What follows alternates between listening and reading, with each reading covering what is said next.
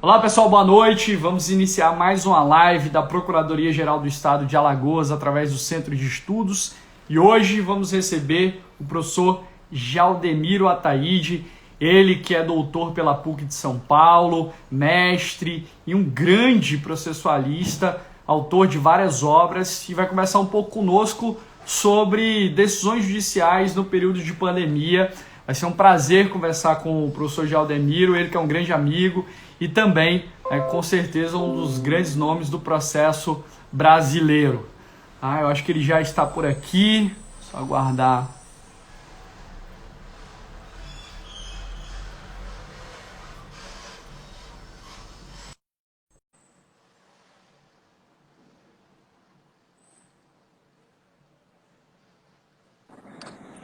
Grande Luiz, Fala, meu amigo, tudo tudo bem, bem? meu amigo? Tudo Deixa eu tranquilo, ver se eu ponho a câmera aqui de uma forma melhor. tudo certinho aqui. Acho que assim vai ficar melhor. E aí, querido, tá me ouvindo? Tudo certo, tudo certo. Primeiro quero te Tudo agradecer, certo? a disponibilidade. Tudo certo, tudo certo. Quero te agradecer a Joia. disponibilidade, é um prazer enorme estar aqui contigo. Você que é um grande amigo, um grande processualista, já falei um pouco sobre o seu currículo agora. Sei que esse momento de pandemia é complicado, principalmente para reservar um tempo na agenda. Você conseguiu abrir esse espaço para a Procuradoria-Geral do Estado de Alagoas. E a gente te agradece muito pelo fato de você estar aqui, principalmente contribuir com os seus conhecimentos. Você que foi praticamente meu co-orientador do mestrado, junto com o professor Pedro Henrique.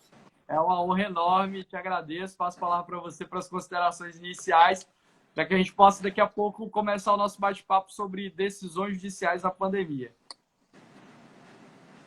Grande Luiz, boa noite. Em primeiro lugar, tá me ouvindo bem, Luiz?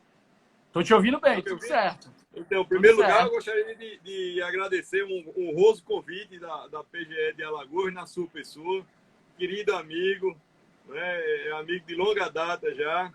E dizer que é sempre um prazer, rapaz, se eu me sinto bem, se eu me sinto à vontade em participar de evento jurídico, em falar, esse lugar é Alagoas. Talvez eu me sinta tão bem ou até melhor do que na minha terra.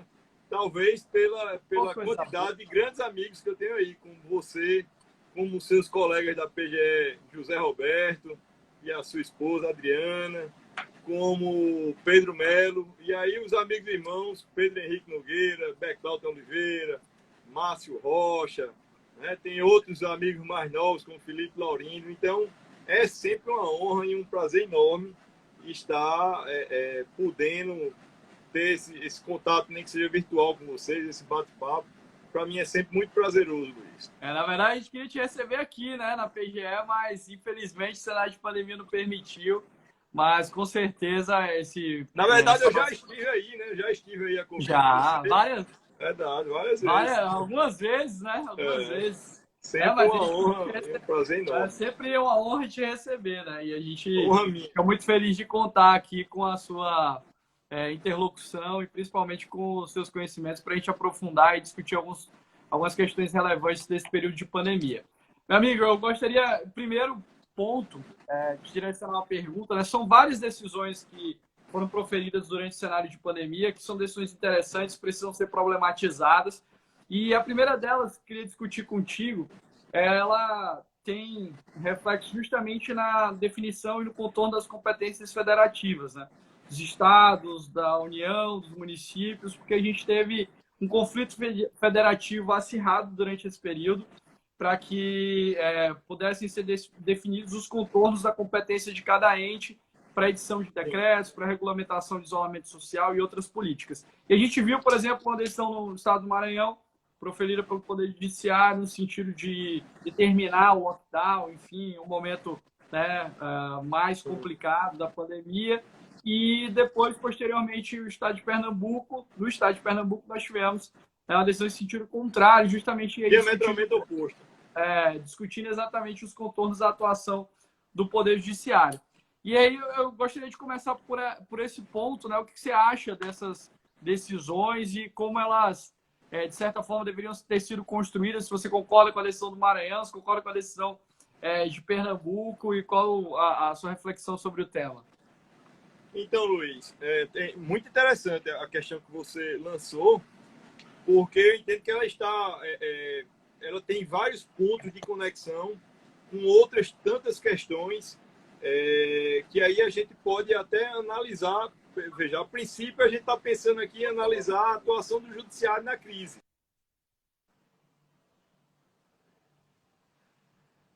Já nos abre a possibilidade de analisar também a atuação do Poder Legislativo estadual e municipal durante a crise, que é um outro ponto muito sensível na minha visão, que está intimamente relacionado com as leis invasoras. Eu chamo de lei invasora, que invade a competência legislativa privativa da União.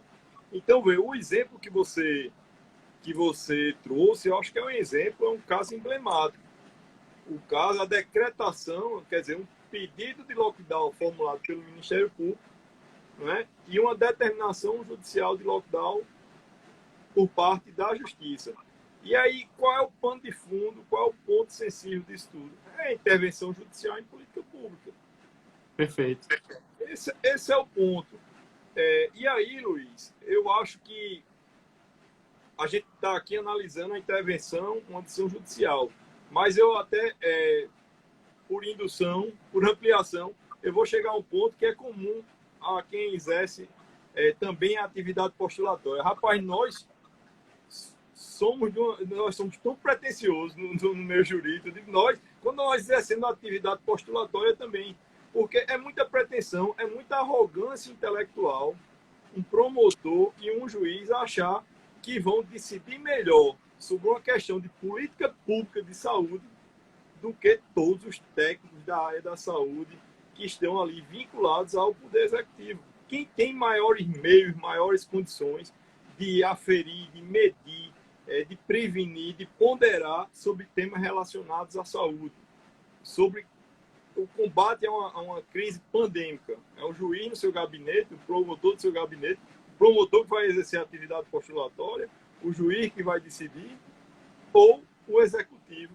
com todo o arcabouço técnico, com toda a estrutura que ele tem. E aí você foi muito feliz e já citou as duas decisões que são em sentido diametralmente oposto. A decisão do Maranhão, que eu li faz um tempo, não lembro o juiz que a proferiu, mas eu lembro muito bem da decisão de Pernambuco, que o juiz indeferiu a decretação judicial do lockdown, que foi um juiz, inclusive um amigo, um cara que eu admiro muito, o doutor Breno Duarte, a decisão muito equilibrada, muito ponderada. Salvo engano, ele tem até uma inspiração lumaniana na decisão dele, eu li faz um tempo já, mas aí, o pano de fundo da decisão dele é a não intervenção em política pública, o respeito à separação dos poderes, etc. Eu conversando com outro grande amigo, Eduardo Costa, nós chegamos à conclusão, chegamos juntos, que há uma relação, há uma prioridade normativa constitucional que aí advém da separação dos poderes, etc. E essa relação de prioridade normativa, ela cria, consequentemente, um ônus argumentativo. Há uma relação de prioridade normativa que é contra a intervenção judicial em política pública. Então, quem vai intervir em política pública, o juiz que vai intervir em política pública, ele tem um ônus argumentativo muito pesado, sobre o qual ele tem que se desincumbir. No mínimo, tem que mostrar uma inação, uma incapacidade, e para fazer isso, ele tem que se cercar de todos os cuidados, todas as cautelas, porque, em regra, a intervenção em política pública, ela, em regra, sobretudo, a gente vai ter a oportunidade de tratar aqui, quando a gente está tratando de setores da atividade econômica, por exemplo, que são extremamente regulados, a tendência é que a intervenção judicial ela cause um desequilíbrio. Eu queria mandar um abraço aqui, Luiz, para um grande amigo, doutor desembargador Fernando Braga, do TRF daqui da região. Tá aqui Fernando fez uma live com a gente lá no Afrânio, meu companheiro de escritório. Excelente, um abraço aí. Então, eu creio que você pensa parecido, mas pegando um gancho no que você falou,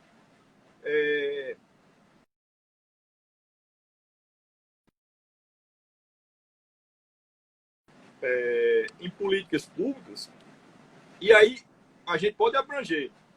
Tem atividades econômicas, por exemplo, as atividades reguladas, a distribuição de energia, saúde suplementar, sistema financeiro, são atividades privadas, eminentemente privadas, mas que são reguladas, extremamente reguladas, e, obviamente, por trás delas há toda uma política pública. Eu cheguei a analisar, eu escrevi um artigo recente, meu sócio, Rodrigo Farias, ele coordenou uma obra sobre decisões judiciais na crise. E aí, qual foi a minha ideia? Veja, Luiz, você já conheceu alguém que acha que não tem bom senso? Eu não tenho bom senso. Eu tenho nonsense. Você conhece alguém? Não, você já leu alguma decisão que diz que não tá, que vai realizar injustiça? Não tem, né? Não tem. Concorda? Então, Concordo. Né, todo mundo parte da pressuposição de que tem bom senso, como todo juiz parte da pressuposição que vai realizar a justiça. E nós temos também que admitir a presunção que todo juiz parte de uma boa escolha, de uma prévia escolha valorosa, que é a realização de justiça. Mas veja, basta isso? Não. Aristóteles escrevia isso há 2.400 anos, né? Há um método para você realizar a justiça, que é a prudência. Então, veja, eu analisei 3 grupos de casos, decisões, todas em ações coletivas, quer dizer, são ações que têm eficácia ultra partes, né? Eficácia erga omnes. Que são intervenções duras em atividades econômicas. E qual foi a minha intenção? Analisar esses 3 grupos de casos, chegar às práticas comuns subjacentes que conduziram a essas decisões e, a partir dessa abstração, confrontá-las, por exemplo, com a teoria. E aí eu acho que eu fui no ponto, porque todas dizem que estão fazendo justiça. Todas se referem a valores os mais nobres possíveis, inclusive alguns até extra-sistêmicos juridicamente. E aí vamos confrontar o que se afirmou que ia alcançar e o resultado final, confrontando a luz da teoria da justiça aristotélica e a teoria da prudência. E qual foram os 3 grupos de casos que eu analisei? As ações coletivas visando a impedir indiscriminadamente a suspensão do fornecimento de energia elétrica na crise, as ações coletivas que obrigavam os planos de saúde. E aí, todas essas ações que eu estou falando se replicaram no Brasil todo, tá? As ações coletivas que obrigavam os planos de saúde a atender, inclusive prestar internação aos segurados que estavam no período de carência, que estão no período de carência durante a pandemia. Quer dizer, eu faço o plano de saúde hoje, amanhã eu tenho o direito de ter toda a internação, inclusive ter isso o caso do plano de saúde. E aí achou uma ação, teve ação coletiva e teve ação popular, que impedia as instituições financeiras de cobrar as parcelas dos empréstimos consignados dos aposentados. Tá? Se a gente analisar esses 3 grupos de casos, o que é que a gente vê em comum? Primeiro, são 3 atividades extremamente reguladas. Você pega o serviço público de distribuição de energia elétrica, ele começa a ser regulado lá isso é uma atividade privativa da União, no artigo 21 da Constituição Federal. Ele é regulado no artigo 22, que quem deve legislar sobre a competência privativa para legislar sobre energia elétrica é da União. Está no artigo 175. Aí a gente tem a Lei das Concessões, a 8987/95, a Lei da ANEEL, a 9.427, salvo engano. Você tem a resolução 414 da ANEEL. Veja, uma atividade extremamente regulada. Você vai para os planos de saúde, tem a lei dos planos de saúde, tem tantas resoluções da ANS. Você vai para o sistema financeiro, tem a lei do sistema financeiro, tem tantas resoluções do Bacen, do Conselho Monetário Nacional. Então, veja, atividades extremamente reguladas. O que é que eu observei nesses 3 grupos de casos? Todas as decisões com relação às concessionárias distribuidoras de energia elétrica, o impedimento indiscriminado e restrito da suspensão do fornecimento de energia elétrica durante a crise. Essa decisão, como no caso dos planos de saúde, a decisão que obrigava os planos indiscriminadamente a prestar toda a assistência integral, com toda a internação a quem fez o plano de saúde ontem, a quem, quer dizer, está no período de carência, e as decisões das instituições financeiras que proibiram indiscriminadamente a cobrança de empréstimo consignado aposentado. Todas foram proferidas em tutelas provisórias, inaudita altera partes. Quer dizer, todas foram concedidas sem a prévia oitiva do réu. Todas em ações coletivas. Veja a eficácia qualificada dessas decisões. Veja, se os réus não foram ouvidos, quem dirá as agências reguladoras? Você não acha que seria salutar ouvir a ANEEL, no caso das distribuidoras de energia elétrica? E eu vou te dizer por que seria salutar ouvir a ANEEL. Você não acha que seria salutar ouvir a ANS, no caso do plano de saúde? Não seria importante ouvir o Banco Central, no caso da decisão em ação popular que proibiu Banco Central, Conselho Monetário Nacional, no caso da ACP e da ação popular que impedia a cobrança de consignação? Seria relevantíssimo. Eu vou só te dar o exemplo por quê. No caso das distribuidoras de energia elétrica, eu conheço bem, eu tenho um caso aqui na Paraíba, foi deferido uma liminar dessa, indiscriminadamente. Quando isso, a gente já sabe, o baixa renda, os consumidores de baixa renda, eles já têm toda uma energia subsidiada, etc, etc. E o que eu vou te falar aqui é uma decorrência da própria lei da quarentena. Você pega a lei 13.979. Por exemplo, a lei está lá expressa, ao no artigo 3º, que as medidas não podem ser adotadas medida judicial, nenhuma medida de intervenção com relação a concessionários de serviços públicos sem a participação das agências reguladoras. E aí, qual é o exemplo que eu te dou? Enquanto o juiz aqui, sozinho no gabinete dele, veja, o defensor público, um defensor público do Estado, defensor público geral do Estado, ajuizou essa ação civil pública no seu gabinete isolado, e o juiz, no mesmo dia ou no outro dia, deferiu a tutela provisória de urgência. Enquanto o juiz estava preparando essa tutela provisória de urgência, estava a cúpula da ANEEL reunida, com a cúpula, as melhores cabeças dos engenheiros do Ministério de Energia, reunidos buscando uma solução para o setor. Ele deferiu a medida no dia, 1 ou 2 dias depois, tinha uma resolução da ANEEL, a 878, regulando a matéria. Agora, veja, aí é onde eu entro na prudência aristotélica, que é método, que exige ponderação, exige a avaliação de vários fatores, sobretudo das consequências da decisão. A decisão, uma ACP ajuizada pela Defensoria Pública, que se presume deva proteger os interesses dos hipossuficientes, essa ACP gerou uma proibição de corte indiscriminado, quer dizer, para o industrial, para o grande empresário, para um dono de shopping center, indiscriminado. A medida poderia beneficiar apenas os consumidores de baixa renda, não poderia? Seria uma medida razoável. Aí é isso que eu digo, se tivesse ouvido o réu, tivesse ouvido a agência reguladora, saberia que, olha, amanhã está para sair uma deliberação da agência reguladora, que saiu, de fato saiu.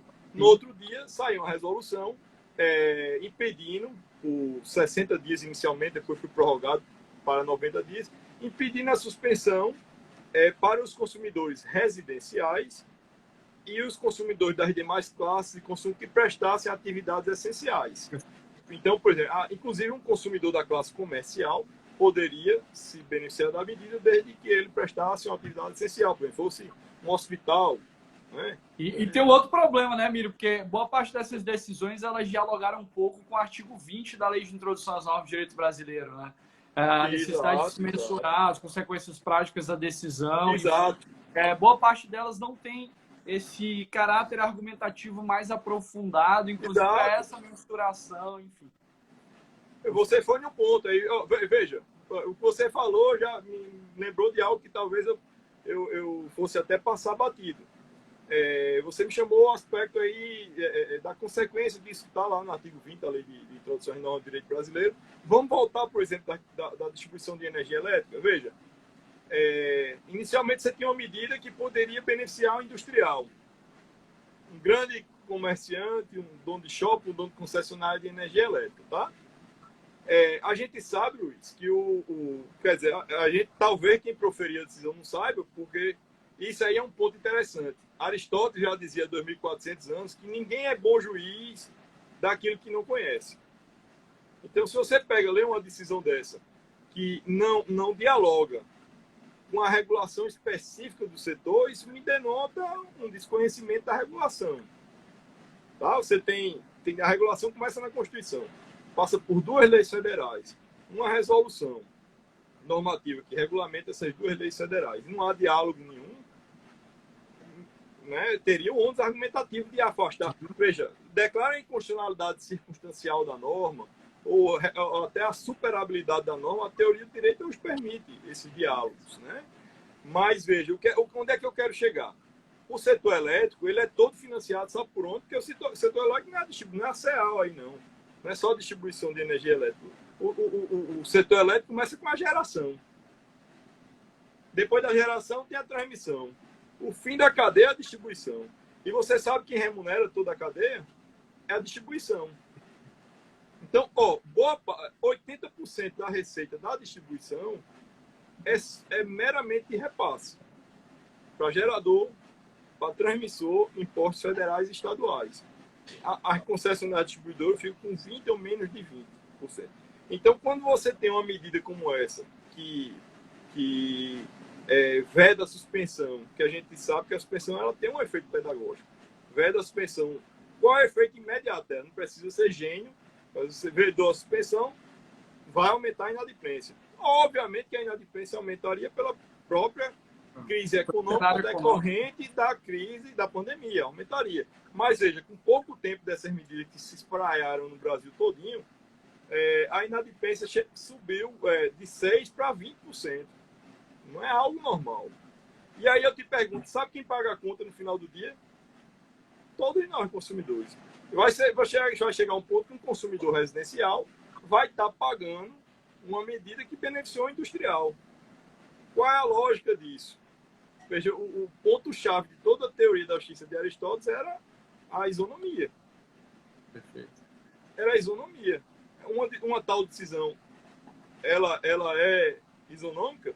Veja, é o que eu estou falando. Essas medidas que foram mitigadas pela resolução 878 da ANEEL, e aí com isso várias concessionárias do Brasil conseguiram restringir as medidas judiciais. Aqui na Paraíba se conseguiu, eu tenho notícia de várias outras, que conseguiu restringir, adequando-as à resolução 878, mitigou. Mas, por exemplo, com pouco tempo, a União vai ter que disponibilizar recursos, empréstimos para essas concessionárias, vai ter que criar um fundo para socorrer, porque se quebra uma distribuidora, vai quebrar um gerador e vai quebrar um transmissor.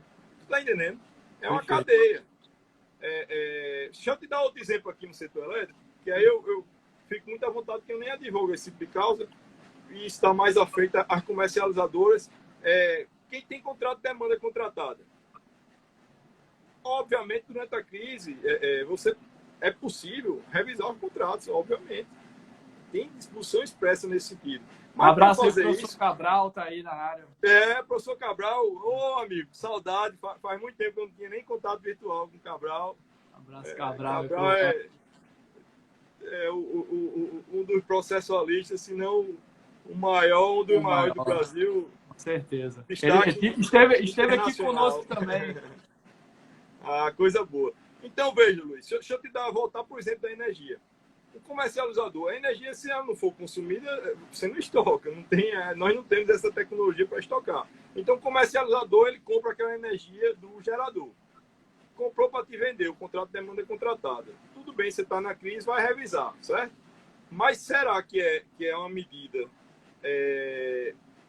justa você tirar todos os efeitos da crise dos ombros daquele consumidor, que é um consumidor grande? O consumidor que está no Mercado Livre é quem consome uma quantidade de energia considerável para industrial, para grandes operações. Então, você vai isentar esse cara de todos os efeitos da crise, que é um consumidor, não é nem um consumidor, e vai transferir todos esses efeitos negativos para o comercializador. Aí, deixa eu fazer uma pergunta. Faz um comparativo, vê quanto o consumidor livre, durante 5 anos, ele se beneficiou com relação ao consumidor cativo, aquele que, como eu, você compra energia direto da distribuidora, durante 5 anos. Em que medida ele se beneficiou?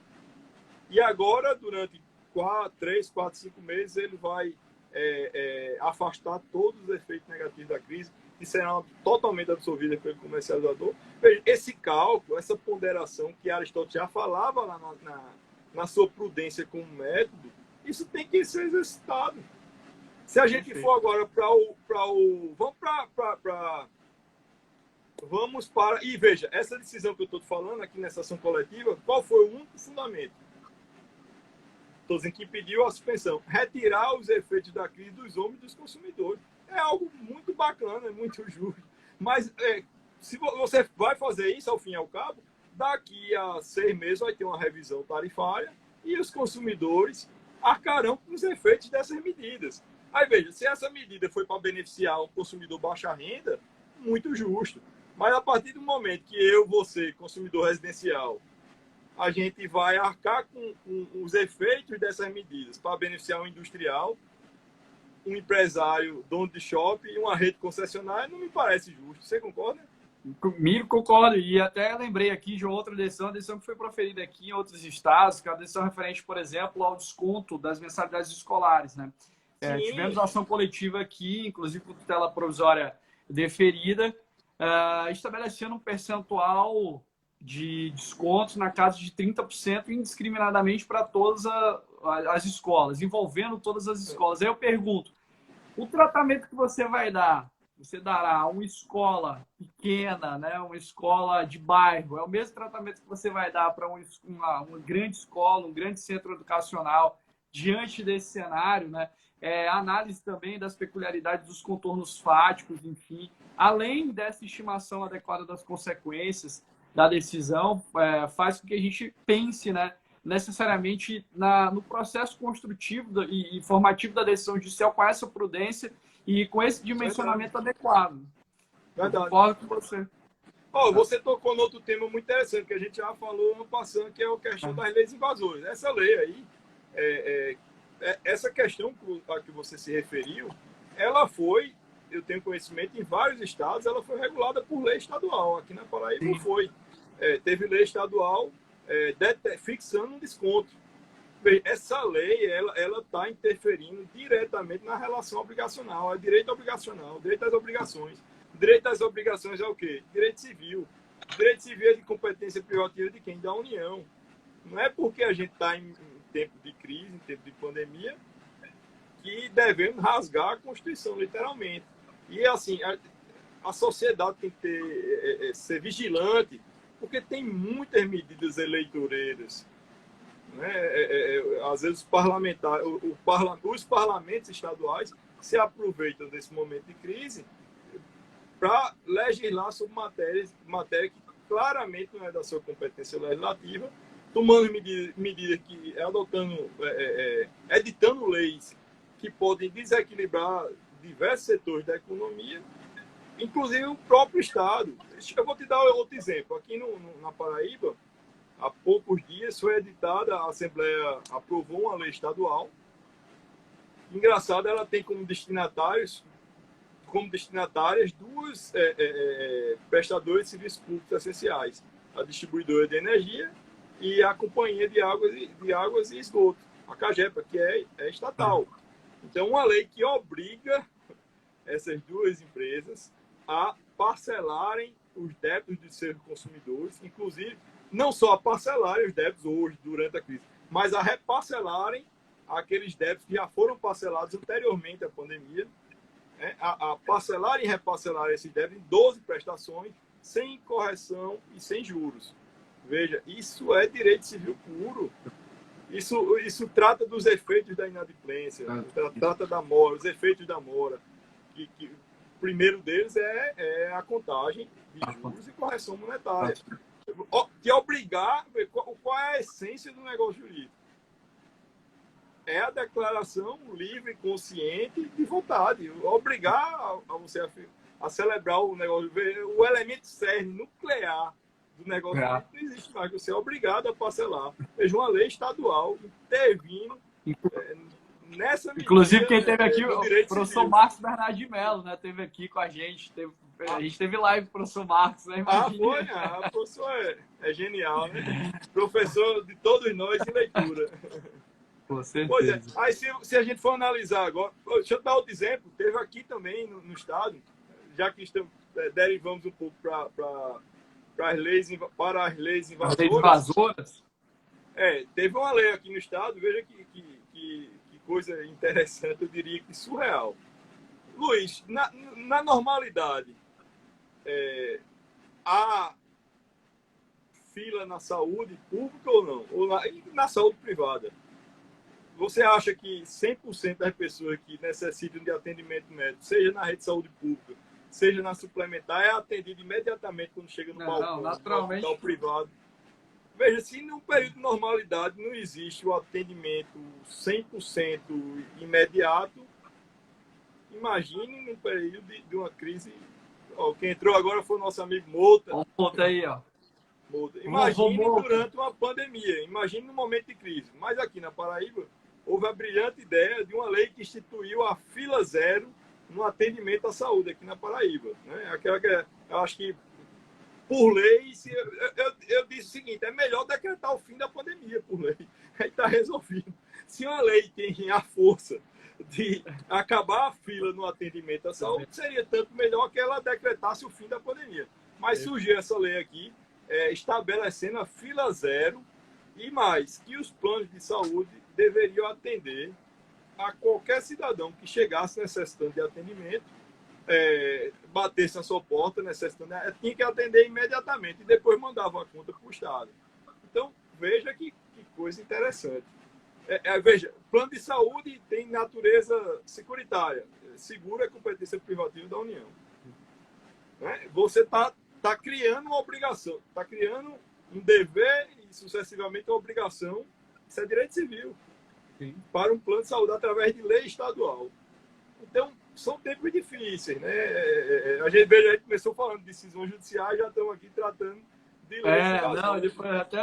Até voltar depois um pouquinho no ponto das decisões judiciais, mas entrando nesses fatores de delimitação de competência federativa, né, o que a gente teve a oportunidade de vivenciar, né, em relação ao desbordar da competência firmada na Constituição, constantemente, você citou alguns exemplos no âmbito dos estados, dos municípios, é algo que chega a ser assustador. E, de fato, o que acontece muitas vezes, né, dentro da noção, um abraço para o nosso amigo Denaci também, que está aí na área, o que acontece muitas vezes... Denaci! Isso já é comum, viu, Miro? A gente percebe esse tipo de atuação em contrariedade às competências delimitadas na Constituição de forma reiterada em alguns momentos. Mas, diante desse cenário, eu acho que cada ente federativo quis, né, atuar de forma mais incisiva, e a gente até discute, né, até que nível e com que finalidade isso foi feito, mas a gente teve a oportunidade de presenciar no Brasil como um todo uma extrapolação das competências constitucionais fixadas em vários casos. E, lógico, né, o próprio Supremo Tribunal Federal, quando foi chamado a decidir sobre a delimitação das competências, né, ele até, em certa medida, né, flexibilizou algumas questões. Saúde é de competência concorrente, né? Da União, Sim. Estados e municípios. Não, em relação à saúde, não tem qualquer dúvida, a gente está discutindo outros aspectos dessa ampliação de competência, da invasão, inclusive, na competência para legislar sobre matéria de educação, sobre direito civil e sobre outras questões que estão postas aí. E não no que diz respeito especificamente à saúde, porque a gente tem um sistema de atuação concorrente, estados, municípios, União, enfim. Sim. Mas até a própria forma de delimitação dessas competências, né? A gente teve invasão de um ente no outro em alguns momentos, né? E a gente tem que não necessariamente ferir as garantias constitucionais nesse momento de crise, mas tentar amoldá-las e buscar melhores soluções. Acho que esse é o caminho. E aí eu te pergunto, voltando um pouquinho para as decisões judiciais, se a gente não nós já vivíamos um período de hiperativismo, né? Será que agora, né, durante o cenário de pandemia, isso não, de alguma maneira não ficou insuflado, ou a gente não passou a verificar de forma mais incisiva? Você falou, inclusive, de implementação de políticas públicas, e a gente sabe que é um cenário que a gente tem uma atuação mais ampla e criativa do Poder Judiciário. Será que não, essa atuação não desbordou, né, dos limites constitucionais postos em alguns momentos? Luiz, eu penso que coisas que foram conquistadas um estado de segurança jurídica que se conquistou a duras penas durante décadas, eu acho que a gente vai ter uma regressão muito grande aí. Por exemplo, a questão da segurança jurídica nos serviços concedidos mesmo. Assim, hoje, você pega a jurisprudência dos TRFs, do STJ, com relação à intervenção judicial em política tarifária, é praticamente zero. A gente conta nos dedos a última intervenção judicial que teve em política tarifária. Eu vou dar exemplo de distribuidor de energia elétrica. Você vai ter o caso de Pernambuco e todos os outros foram suspensos. Eu acho que a gente vai ter uma perda de segurança jurídica aí, uma tendência muito forte. Vai ser um ambiente muito propício para o desrespeito dos contratos, né? Um ambiente muito propício para a revisão contratual, o que é uma pena, sobretudo porque, como a gente vem observando, todas essas medidas são tomadas sem que se faça o devido cálculo, sem que se faça a ponderação. A ponderação, muita gente relaciona diretamente a Alex, né? E no Brasil a gente tem um problema que a gente não tem sequer a ponderação alexiana, que seria algo positivo. A gente tem uma vulgata dela, né? Se invoca aquelas palavrinhas mágicas, né? Ponderação, razoabilidade, proporcionalidade. E com isso supera normas de textura rígida, normas que são código forte, tem um código forte, e é um problema. Eu vejo que esse cenário vai ser muito propício para esse tipo de decisão. O que me preocupa muito, porque, veja, eu te dei um exemplo, a questão dos contratos, a demanda contratada de energia elétrica. Veja, a meu ver, ninguém deve sair ou passar pela crise com uma situação mais vantajosa do que dela entrou. Essas medidas judiciais que estão sendo tomadas e proporcionadas, ela não pode garantir ao empresário uma situação mais favorável do que ele tinha antes da crise. No máximo pode combater os efeitos negativos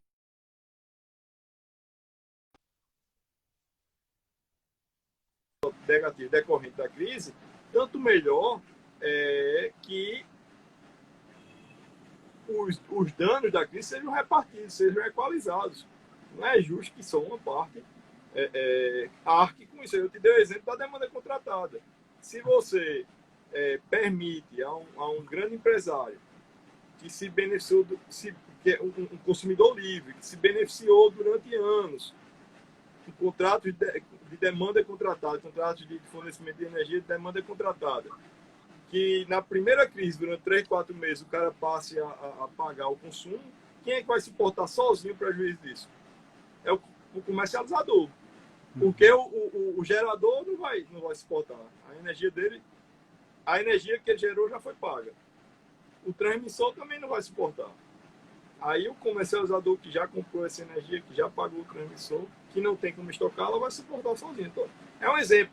Vamos voltar aqui para a questão das decisões em ações civis públicas, ações populares, que impediram a cobrança das parcelas dos empréstimos consignados, salvo engano, foi por 4 meses, eu não lembro, dos aposentados. Veja, a ação, o pedido era limitado aos aposentados e pensionistas.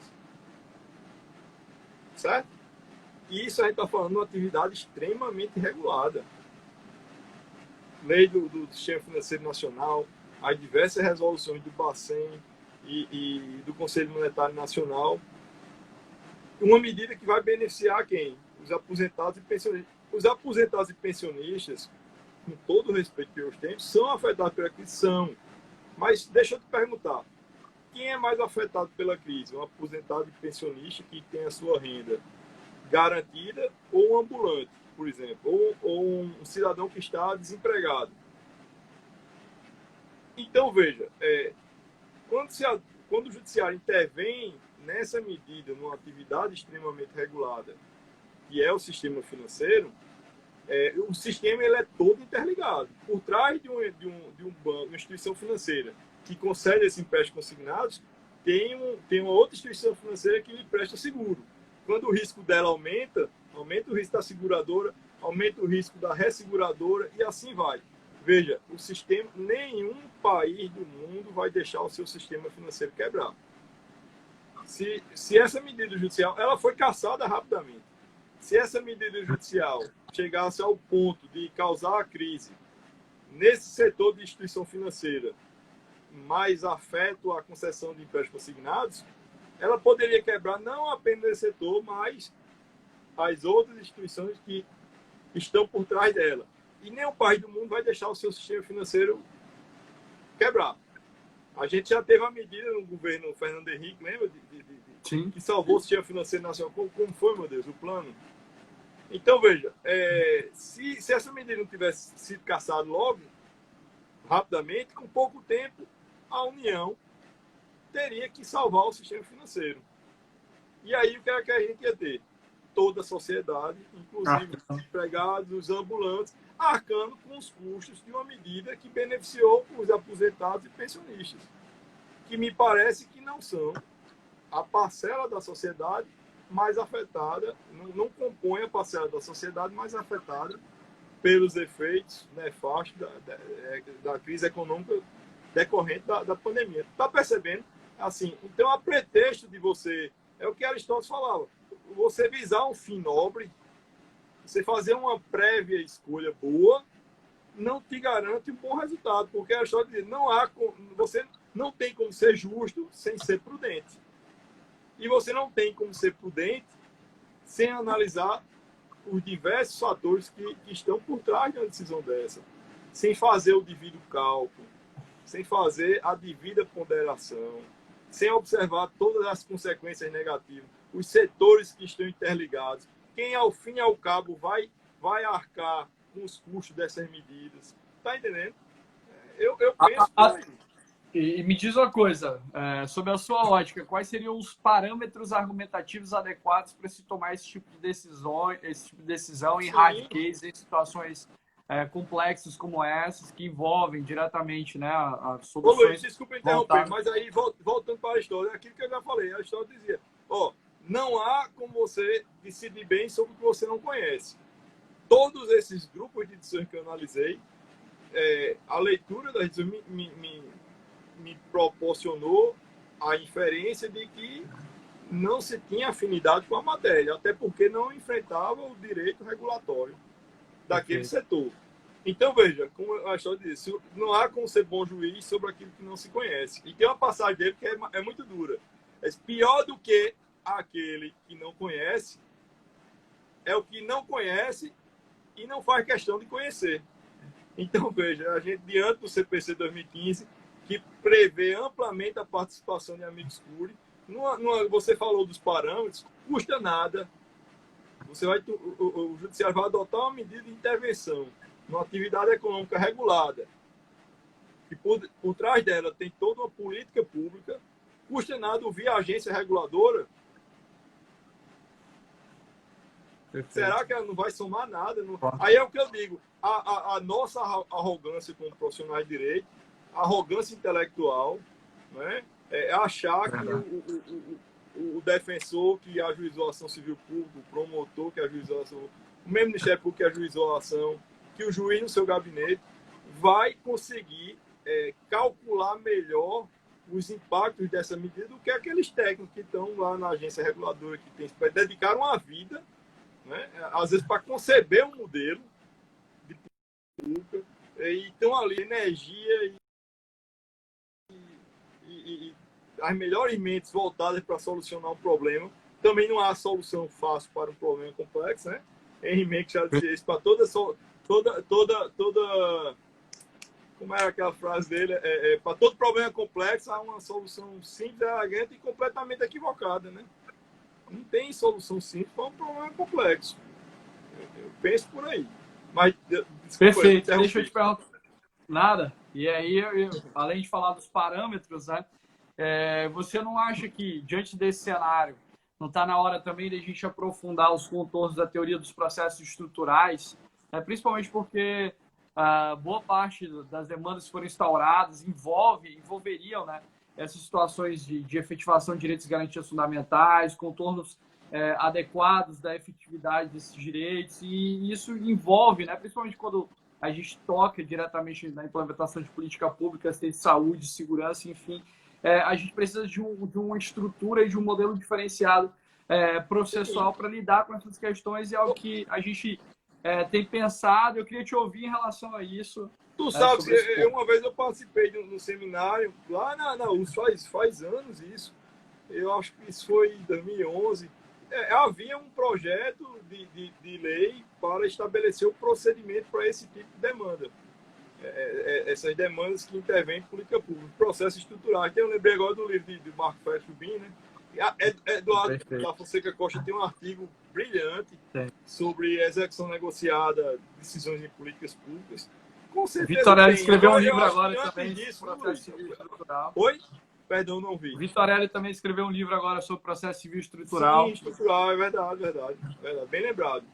Eu acho que antes disso tudo, tem que fortalecer aquela questão, que a intervenção em política pública, ela é a última medida, a última fronteira. O ideal é que não haja. Agora, se o Estado atinge um estágio de omissão tal que se justifique, tudo bem, mas assim, eu acho salutar o que você propõe, inclusive, é tão relevante isso que há 10 anos já rodava um projeto de lei, infelizmente não vingou, não foi à frente, mas rodava um projeto de lei para estabelecer um procedimento para esse tipo de ação.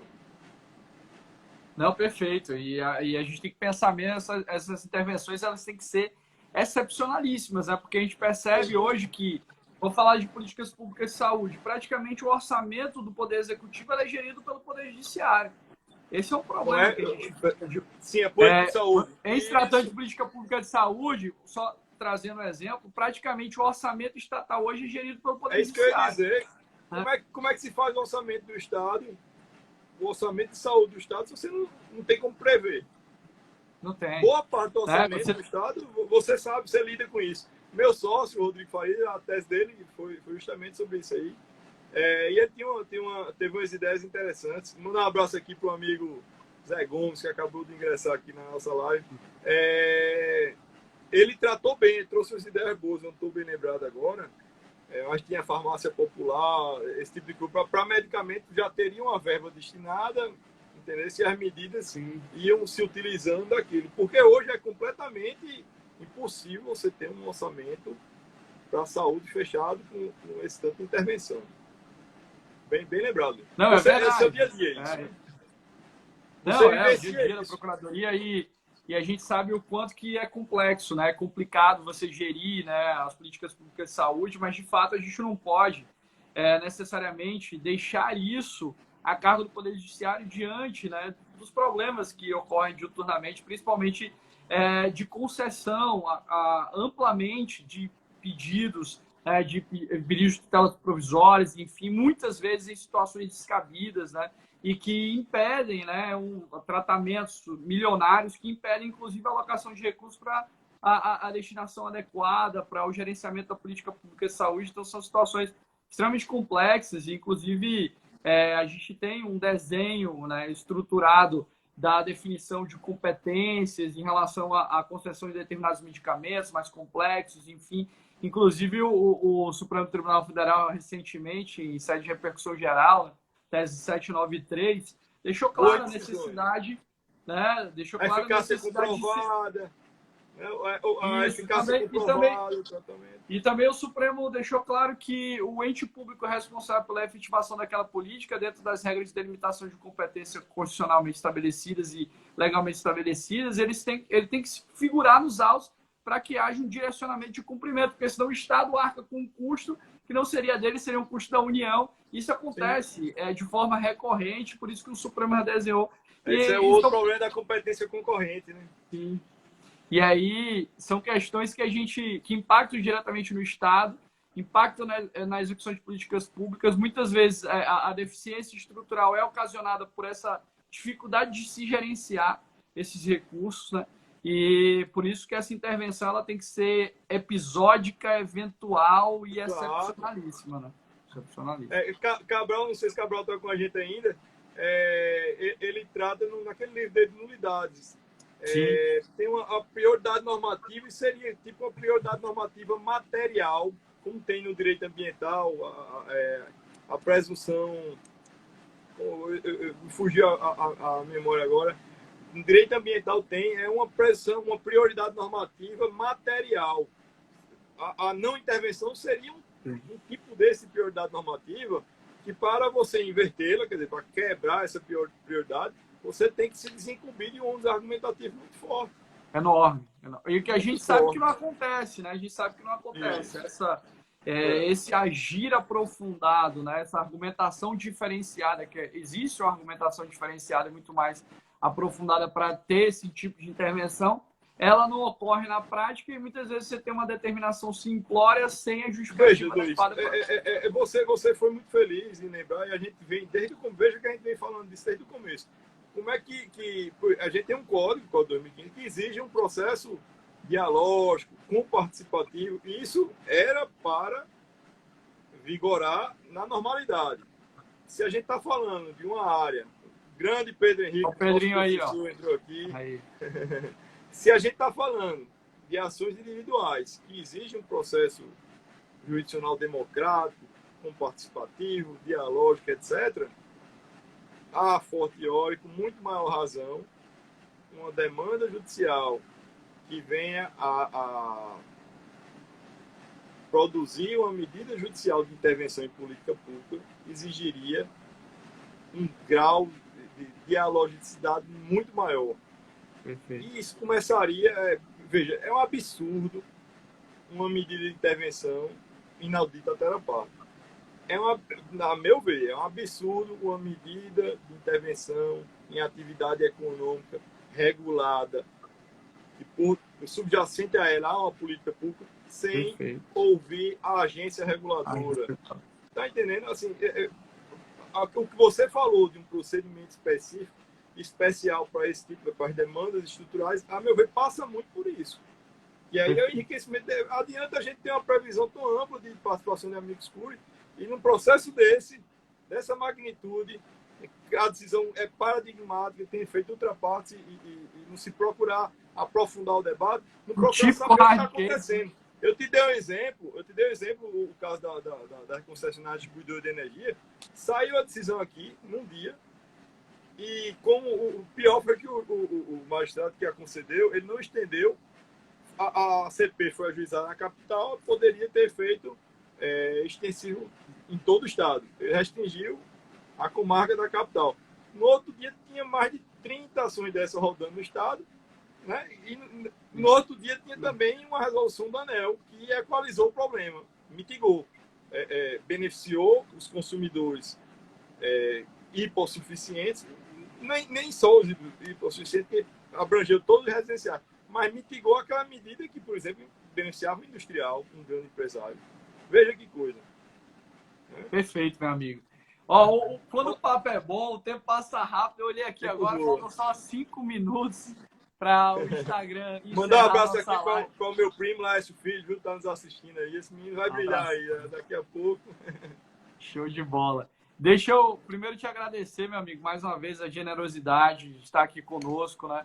Essa, salvo engano, é a 23ª live que a gente proporciona Pedrinho já passou por aqui. Ontem foi Daniel Mitidiero. Cabral já esteve conosco. Léo Cunha já esteve aqui. Denassi, só gente boa. Muita gente boa. E ter a oportunidade de te ouvir hoje, trazer as suas reflexões, enfim, sempre muito verticais. Motivo de muita felicidade. Eu te agradeço demais pelo espaço, por ceder essa 1 hora da sua agenda. Você é sempre tão solícito, generoso, desde antes de ter ingressado no mestrado, eu já conversava contigo, enfim, e é uma felicidade muito grande. Sempre tenho você como um grande professor e como entusiasta do processo. Você esqueceu de uma coisa, viu, Luiz? Você me deu uma das maiores honras que eu já recebi na vida acadêmica. Meu primeiro e único prefácio que eu fiz até hoje foi do seu livro. Não esqueci de forma nenhuma, né? Foi o prefaciador do meu livro. O primeiro prefácio que eu fiz na vida do livro. Estou escrevendo agora, estou tendo uma segunda grande honra, que vou escrever o pós-fácil da tese de doutorado de Roberto Gouveia, né? Que Roberto é genial. Acabou de defender, foi verdade. Defendeu e está para lançar o livro aí. Vai ser uma segunda grande honra na minha vida. Marcado. E, assim, acadêmica, escrever o pós-fácil. Mas a primeira foi você que me concedeu com o seu prefácio. Então, Luiz, na verdade, mais uma vez, eu queria te agradecer muito, dizer que para mim é motivo de muita honra, a gente, por motivos aí de todos conhecidos, que é a pandemia, não pude estar presencial e fisicamente com vocês, mas assim, saiba que eu sempre vou aí em Maceió com muita alegria, com muita honra, porque aí eu tenho amigos e irmãos como você, Pedro Henrique, Beclaut, Márcio, Zé Roberto, Felipe, Denassi e tantos outros. Muito Pedro Melo. Então, meu amigo, mais uma vez, muito obrigado, viu? A gente que agradece, agradeço muito, fico muito feliz. A gente não podia passar por essa temporada de live sem te ouvir aqui. Obrigado por agregar tanto, por trazer novas reflexões, fazer a gente pensar.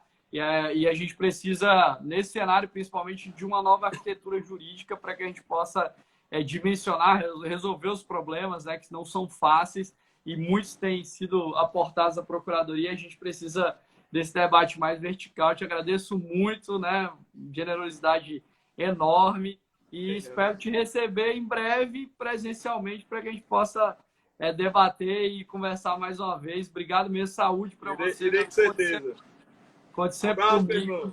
Um abraço mesmo. Obrigado a todos aí que nos assistiram. Um abraço para todos os procuradores que passaram por aqui. Também registrar, não posso deixar de registrar, o abraço que o nosso Procurador-Geral do Estado, doutor Francisco Malaquias, deixou para você. Ele que também foi um entusiasta da nossa temporada de lives. Retribua o abraço, doutor Malaquias aí. Tá bom, então, meu amigo. Boa noite. Obrigado a todos aí. Deus. Vai ficar salva a live aqui. Valeu, fica com Deus. Um abraço. Tchau.